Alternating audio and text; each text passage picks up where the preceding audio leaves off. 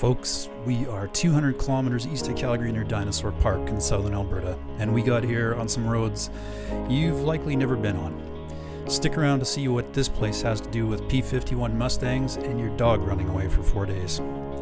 In the meantime, just take a look at this place.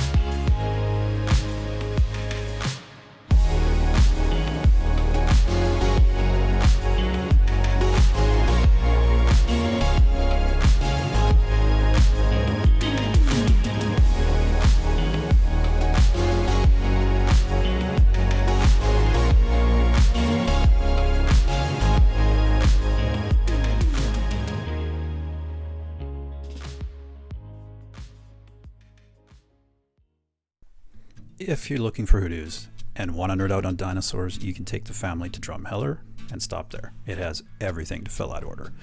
Head down Highway 9 out of Calgary, straight into town of Drumheller and follow the signs. There are tons of things to do and see here.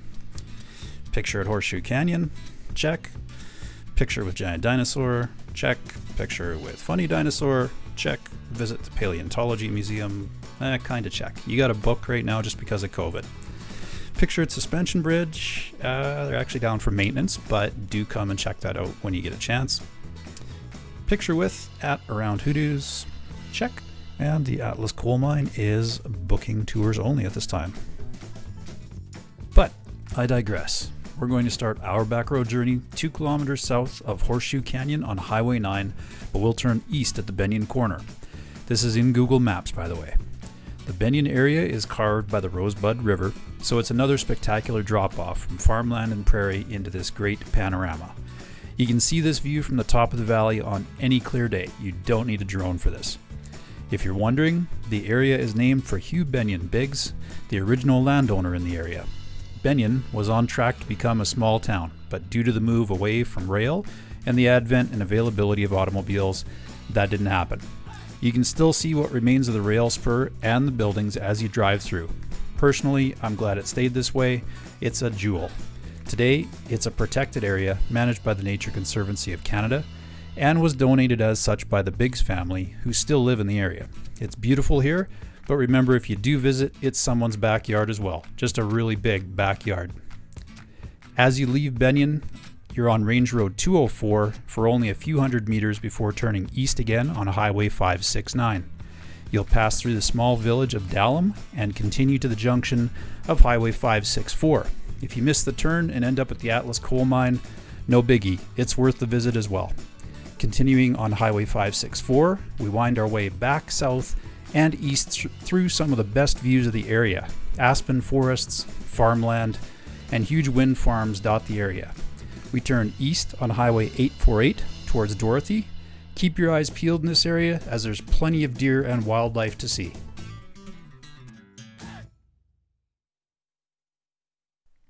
Well, folks, we're approaching Dorothy and getting ready to drop back into the Red Deer River Valley. Sometimes you find a place you don't need words for. This is one of those places, so I'm going to shut up now. Rally anyone?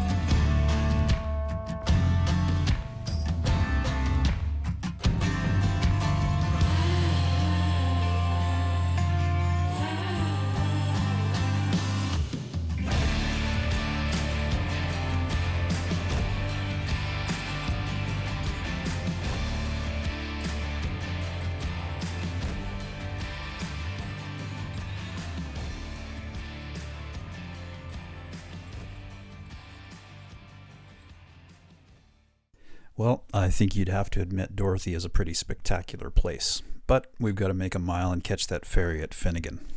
From here, we climb back out of the valley on Highway 570, 19.5 kilometers east until we get to Highway 862, where we head south for another 17.5 kilometers to the Finnegan Ferry. You'll need to ring the bell for service and be patient. One of the friendly ferry pilots will collect you in short order. It's a very quick 5-minute ride across the river on this cable ferry, and there's no toll for the trip. Say hi to the ferry operator on your way through.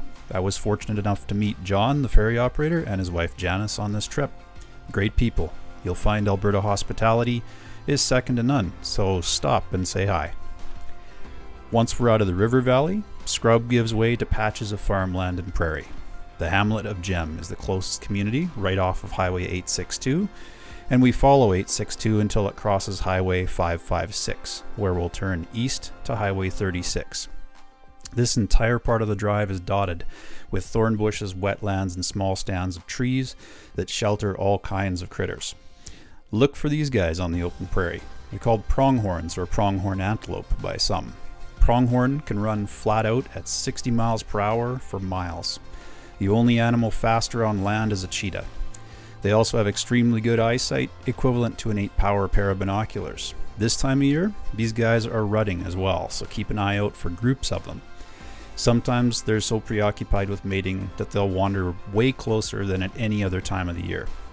They're also sneaky buggers who will crawl under a fence instead of jumping it, so they can be hard to spot if they cross the road through the ditch in front of you. So this brings me to watching your dog run away for 4 days.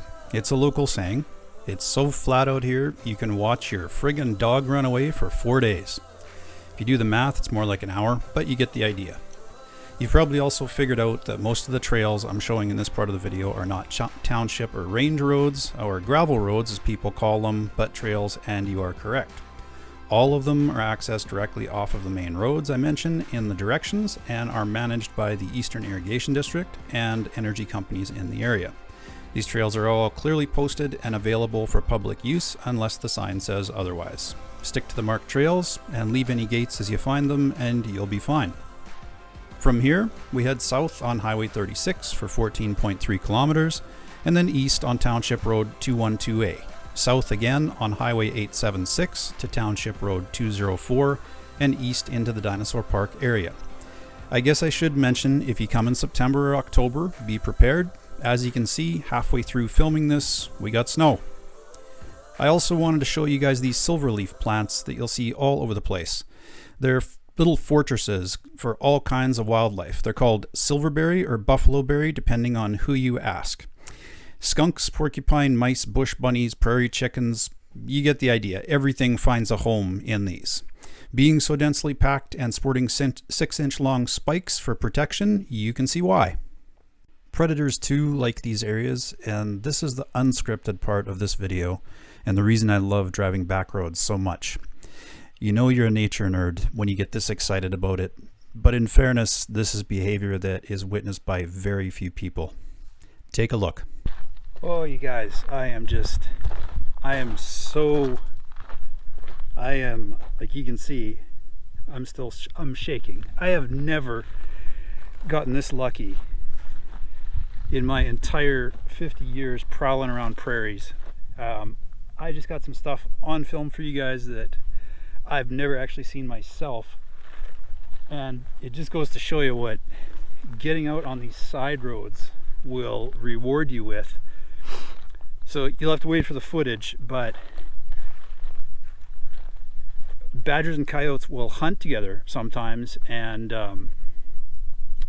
I've seen it on film. I've never actually seen it myself, and that's literally like wandering around prairies, badlands, and places nobody goes for a long time. I've never actually seen them do it, and I just happened to be driving down this road, saw this little pair of ears sticking out of the grass, and I thought it was originally an antelope, and turns out it was a coyote, and then I noticed something right beside it, and it's a badger.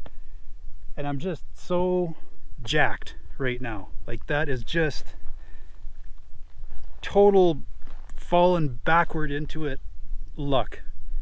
Anyway, I hope you guys enjoy the footage. I'm just excited.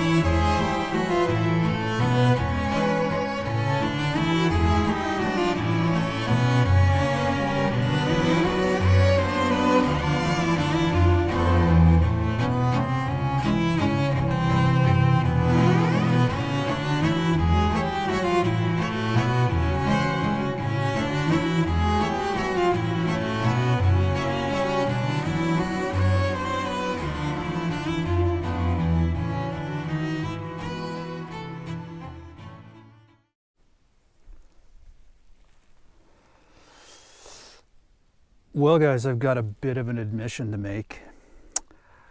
I don't have a real P-51 Mustang, but I do have this.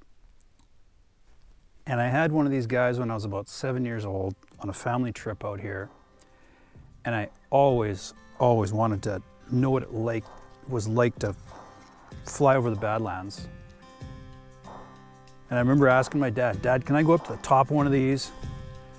One of those, and throw it off?" He's like, no, you get hurt, whatever. So 7-year-old self, let's see what it looks like.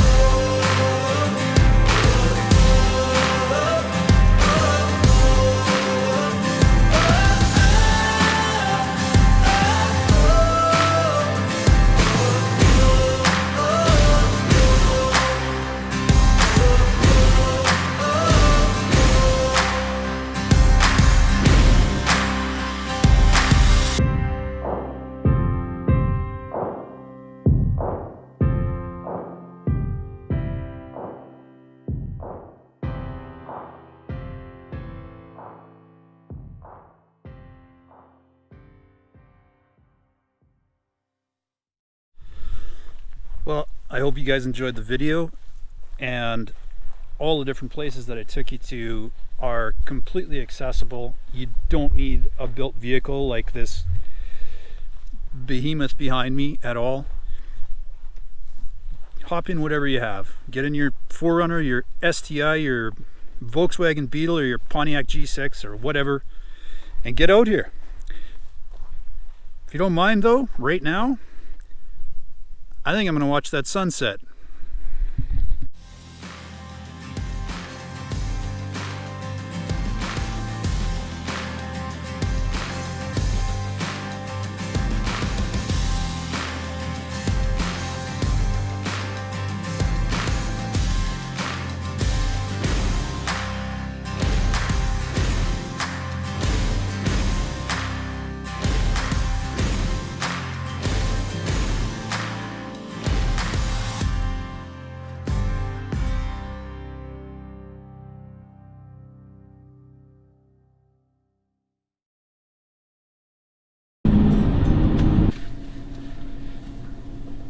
Energy drink.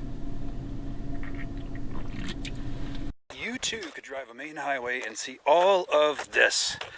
Oh, power lines, compressor station, absolutely nothing. More highway, some type of communications gear, and a lot of nothing and more highway. Boring. Okay, test. How does this sound? How does it sound out in the wind? Does it sound okay? Can you see that? Can you see me? Look, a cow turd. Yay!